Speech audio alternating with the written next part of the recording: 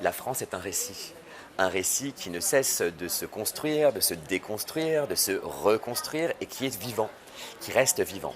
C'est peut-être pour ça qu'il y a cette agitation, qu'il y a des fois des polémiques, que nous sommes connus pour les manifestations, les grèves, pour cet esprit peut-être de remise en question permanente.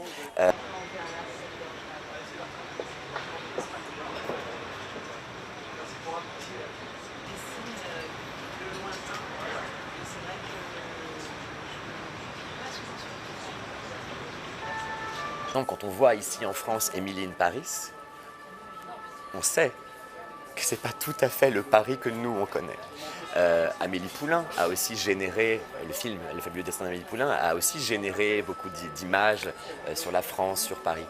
Et puis tous ces stéréotypes, tous ces clichés, tous ces emblèmes, oui, on va en jouer, on va aussi les déjouer pour dire Paris c'est ça, oui bien sûr, et vous, le monde, on vous accueille enchanté, on va dire enchanté à tout le monde, bienvenue, mais regardez, Paris c'est aussi plein d'autres choses. Paris c'est une jeunesse vivante, Paris c'est l'art, les différents arts qui se côtoient, Paris c'est plein de courants de pensée, Paris c'est une ville qui ne cesse en fait de se reconstruire, de se penser, qui a été traversée dans son histoire par plein d'influences, qui a aussi elle-même influencé. Voilà, Paris, c'est vivant, Paris, c'est festif, Paris est là, heureuse, belle, et c'est ce qu'on dira aussi.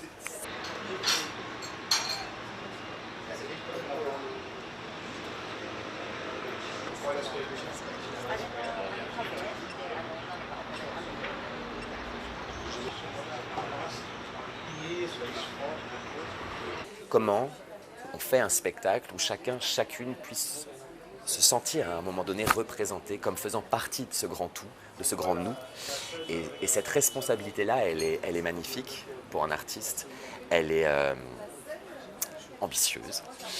Elle est complexe aussi parce qu'il faut ouvrir son propre imaginaire, ouvrir son propre mode de regard et inclure. Inclure, comprendre, inclure pour que personne ne se sente mis sur le bas-côté ce soir-là.